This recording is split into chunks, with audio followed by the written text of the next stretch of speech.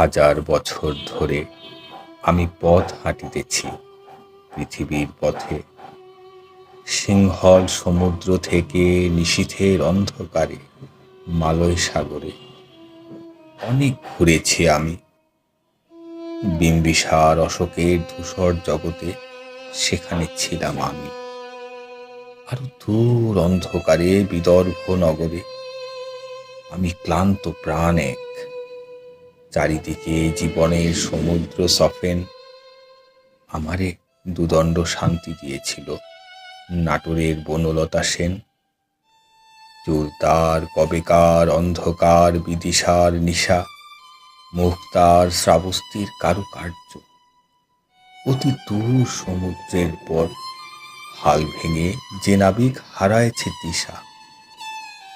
সবুজ ঘাসের দেশ যখন সে চোখে দেখে দারুচিনি দ্বীপের ভেতর, তেমনি দেখেছি তারে অন্ধকারে।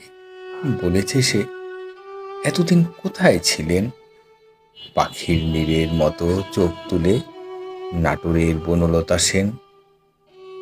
সমস্ত দিনের শেষে শিশিরের শব্দের মতন সন্ধ্যা আসে, টানা রৌদ্রের গন্ধ মুছে ফেলে চিল।